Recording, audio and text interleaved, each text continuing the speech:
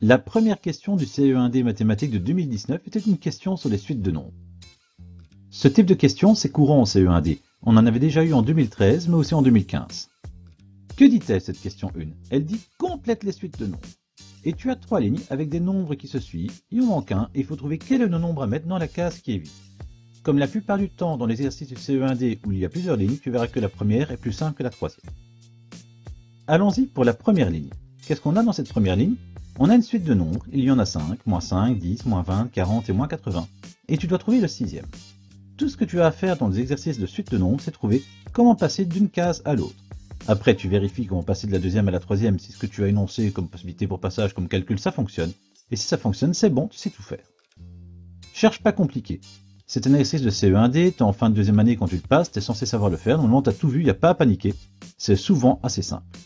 Pas besoin de chercher compliqué. Moi quand j'ai un 5 et à 10, je me dis, je ferais bien x2. D'ailleurs c'est cool de faire x2 parce que de 10 à 20 c'est aussi x2, de 20 à 40 x2 aussi.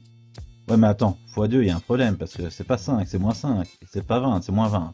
Ah bah, j'ai qu'à faire x2 et changer le signe, c'est tout. Moins 5 à 10, je fais x2, je change le signe.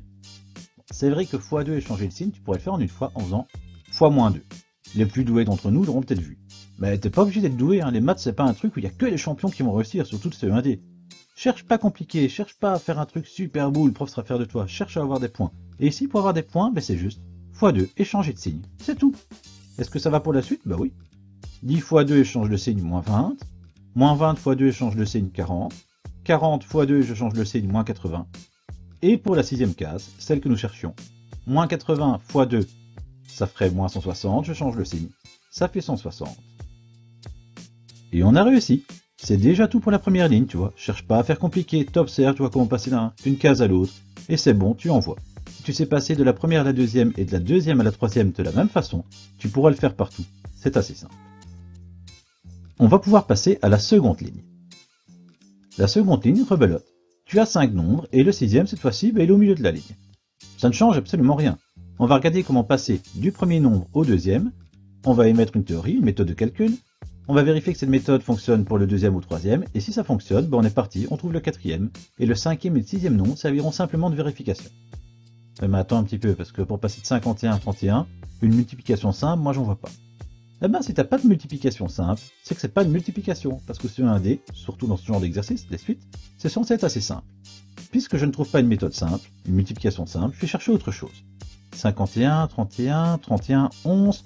Ah bah ouais, regarde, tout ce qu'on a fait en fait c'est moins 20, c'est aussi bête que ça. Oui ok, 51, 31, je fais moins 20, mais 31, moins 20... Ah bah ça fait 11, c'est bon.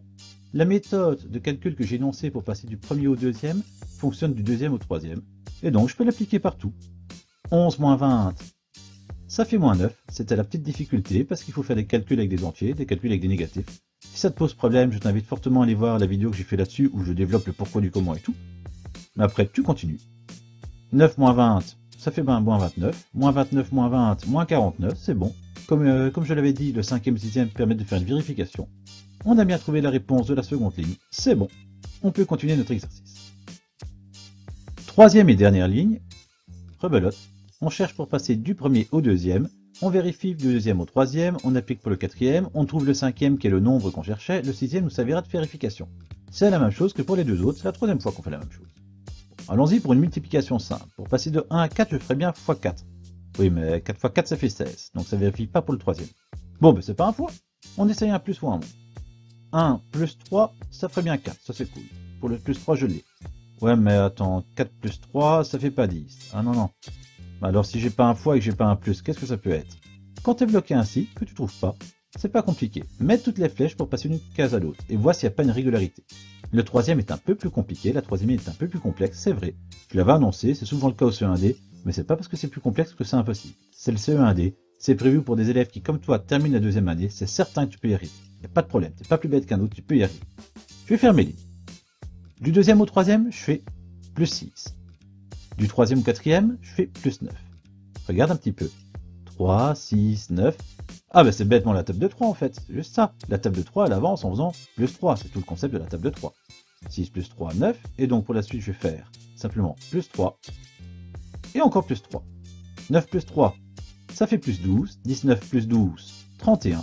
Je vais quand même vérifier que le 46 tombe bien pour voir si je ne me suis pas trompé. Je l'avais dit, le 6e il servira de vérification.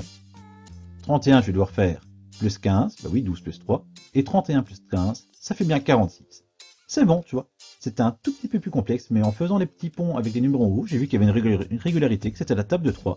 Et à partir de là, j'ai pu avancer. Le plus important dans cette troisième ligne, c'est que j'ai pas paniqué. Quand j'ai constaté que c'était pas un fois ni un plus, j'ai pas paniqué. J'ai appliqué une petite procédure, j'ai fait mes petites flèches, ça m'a sauté aux yeux et j'ai pu avancer. Si t'avais paniqué et que t'avais abandonné, t'aurais pas eu la réponse. Si tu paniques pas et que tu continues à progresser, que tu continues à essayer, t'es certain d'y arriver, certaine, parce qu'en fait c'est le CE1D, que c'est pas compliqué tant qu'on panique pas.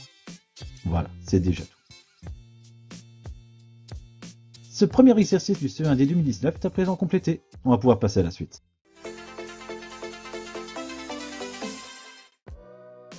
Dans la deuxième question, nous parlerons de décomposition en facteurs premiers. Et tu verras, c'est vraiment pas compliqué. Pour ne rater aucune des questions, n'hésite pas à t'abonner à la chaîne. À très bientôt!